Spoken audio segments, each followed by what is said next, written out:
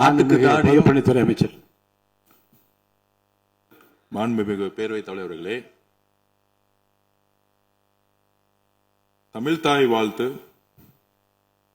எங்களுடைய முதல்வருக்கு உயிருக்கு எந்த அளவிற்கு முக்கியமோ அதே அந்த அளவுக்கு நாங்கள் முக்கியத்துவத்தை தருவோம். மாண்புமிகு எதிர்க்கட்சி தலைவர் அவர்கள் எதிர்க்கட்சி நாங்களும் பேச விட மாட்டோம். மாண்புமிகு நீங்க ஒத்துழைப்பு கொடுக்கலன்னா நாங்களும் பேச விட மாட்டோம். மாண்புமிகு அமைச்சர், நாங்கள் தமிழக அரசுடைய ஸ்டாண்ட நாங்க பேசுறோம். எங்களுக்கும் குரல் கொடுக்க தெரியும். இந்த அவை மாண்பை நாங்களும் பாதுகாக்கிறோம்.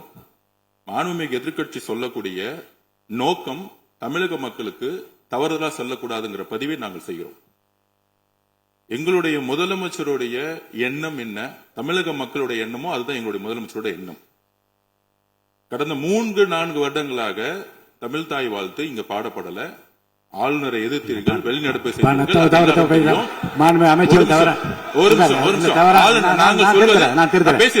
பேசி முடிக்கிறேன். ஆளுநர் முன்பு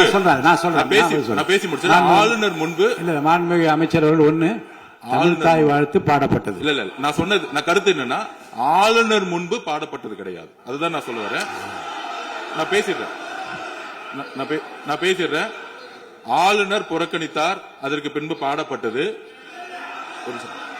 ஒரு நிமிஷம் நான் பதிவு பண்ணி ஒரே நிமிஷம் நான் பதிவு பண்ணிடுறேன். நான் எங்களுடைய பதிவை நாங்க பதிவு பண்ணிடுறோம். அதுல சொன்ன வார்த்தைகள் எங்களுக்கு கஷ்டமா இருந்துச்சு. காம்ப்ரமைஸ்ங்கிற வார்த்தை எங்களுக்கு கடினமா இருந்துச்சு. நாங்க திருப்பியும் நாங்க பதிவு பண்ணிக்கிறோம். எந்த விதமான காம்ப்ரமைஸும் கிடையாது. தமிழ்தாய் வாழ்த்தை முதலில் பாடப்பட்டது எங்களுடைய முதலமைச்சருடைய வெற்றி, தமிழக மக்களுடைய வெற்றிங்கிறத நாங்க பதிவு பண்ணி எந்த காம்ப்ரமைஸும் இங்க நடக்கல. அதை நாங்க பதிவு பண்றோம்.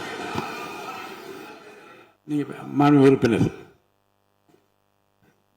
பேரவைத் தலைவர்களே, நாங்கள் மீண்டும் அதான் கேட்குறோம். தமிழ்தாய் வாழ்த்து ஒரு முறை பாடிட்டீங்க, அதுக்கு வாழ்த்துக்கள். ஏன் தேசிய கீதம் 2 முறை பாடப்பட்டுச்சு?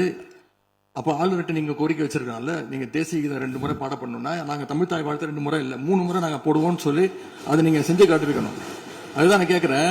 உங்களுக்கு இப்போ ஆளுநர் முக்கியமா, தமிழ்தாய் வாழ்த்து முக்கியமா அப்படிங்கிறத நான் இந்த அரசுகிட்ட நான் கேட்க விரும்புகிறேன்.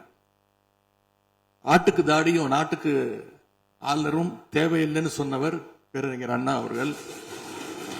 அவரை உங்க கொள்கை தலைவர் லிஸ்ட்ல அட்டாச்சும் பண்ணியிருக்கிறீங்க. ஆனா இன்னைக்கு ஆளுநரை தலையில வச்சு கொண்டாடிட்டு இருக்கீங்க.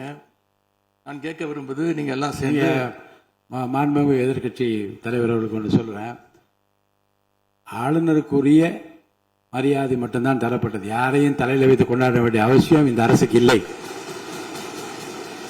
இந்த அவையை பொறுத்த வரைக்கும் இந்த அவையை பொறுத்த